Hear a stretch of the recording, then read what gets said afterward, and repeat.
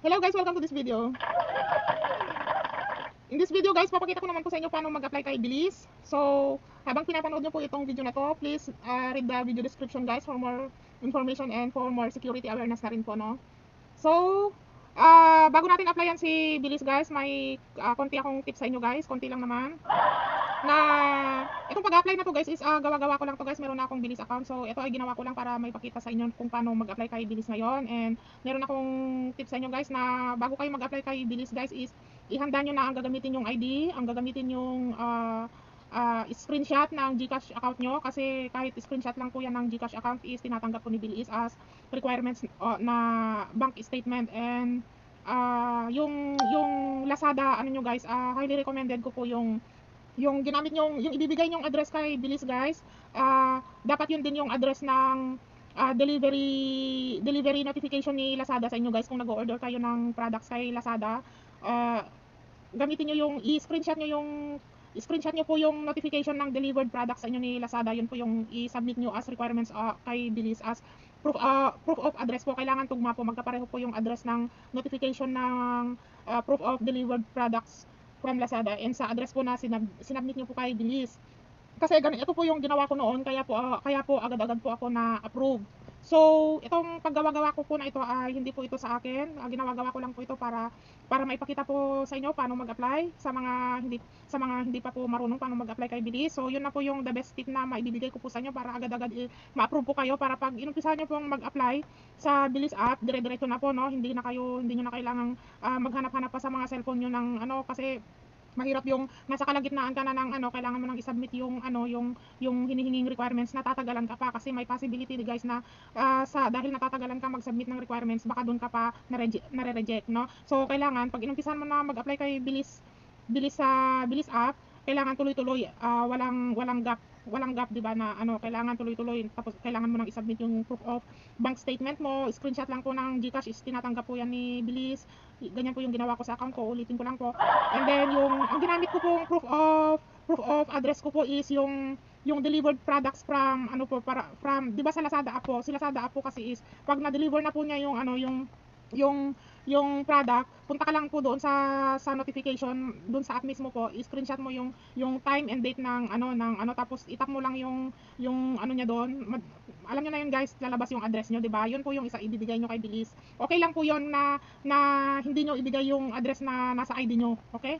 Okay po? Okay lang po na yung present address nyo ngayon na ginagamit nyo sa pag-order sa Lazada app, okay lang po na yun yung ibigay nyo kay Bilis. Hindi mandatory na ibigay nyo yung address na nasa ID nyo. Okay po? So dito na tayo, diretso na po tayo. Pagbukas mo nga ng Bilis app guys is lalabas itong order value. Pwede mo itong i-adjust guys. So advice ko po sa inyo is i-adjust nyo po ito sa pinakamababa. I-adjust nyo po yan sa 2,000 and then pwede nyo rin itong down payment, pwede nyo rin pong ilagay sa 0 yan, and then ipiliin nyo po yung pinakamababang terms, yung 4 terms, then diretso na kayo, mag-enter na po kayo ng gusto nyong gamiting email address. Dahil legit naman po si Bilis guys, is pwede nyong gamitin dito yung email address and cellphone number na ginamit nyo sa GCash account nyo, kasi pwede yun guys, kasi legit naman po si Bilis, hindi naman to ola-ola lang sa tabi-tabi guys.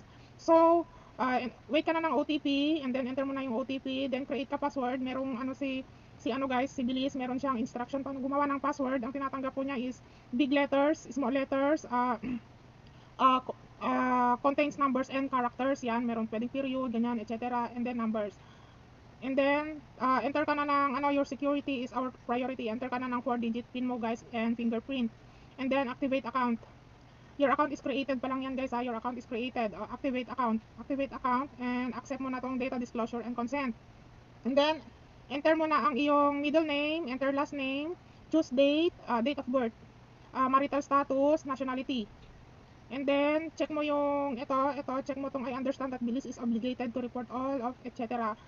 Check mo na yung box na yan guys. And then, tell us about yourself, gender, first name, middle name, last name, date of birth, marital status, nationality. Parang inulit ko yun And then, current residential address, ayan, yung detailed street address mo guys, and then province mo, kung saan province ka, Metro Manila ba, city, barangay, postal, landline, optional po yung landline, pwedeng wala.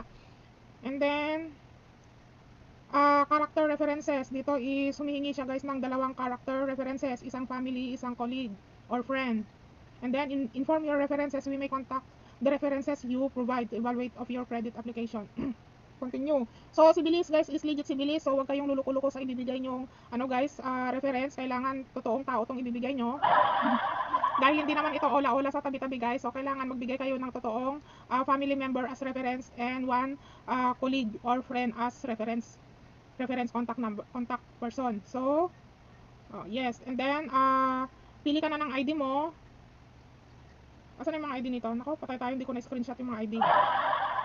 And then, ID. Your ID. Hindi ko na-screenshot yung mga ID guys. Naku guys, sorry. Oo. Hindi ko, sumigaw ba ako?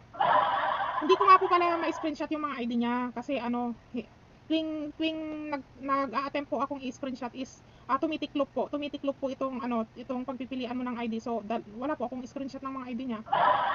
Pero, ang alam ko, let's see. Wala ba talaga? Ang alam ko, pinicturean ko yata. Wait lang guys ha. Wala ba?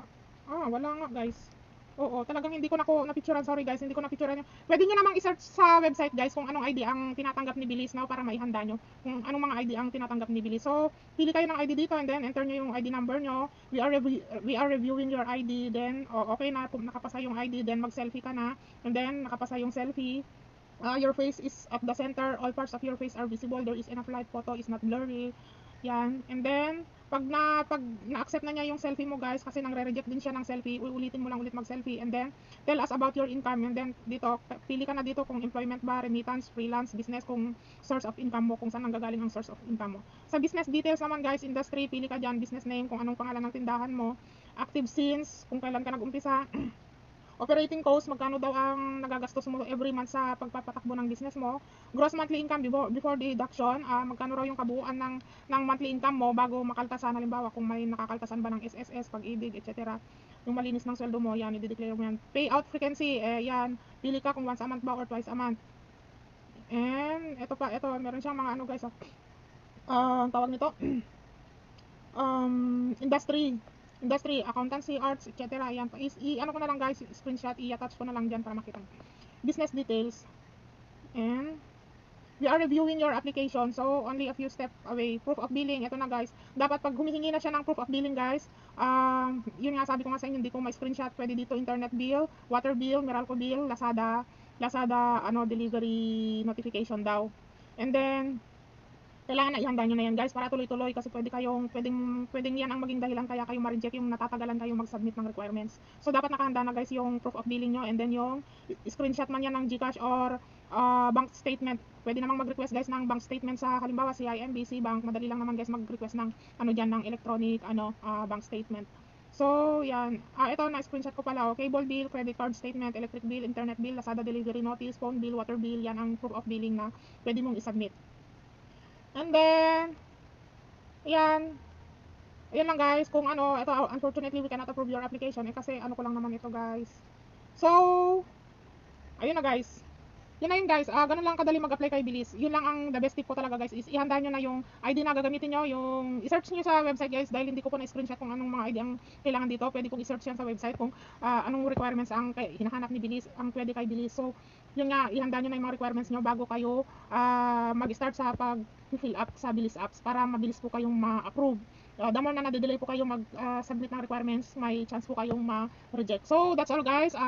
Paubos na po yung oras ko. So, thanks for watching. See you on my next videos. I hope na medyo may maitulong tong video na to para sa mga nangangapa kung paano ba mag-apply kay Bilis. So, I hope na naging useful naman yung konting tips ko sa inyo guys. So, see you on my next videos. Thanks for watching. Ingat po kayo.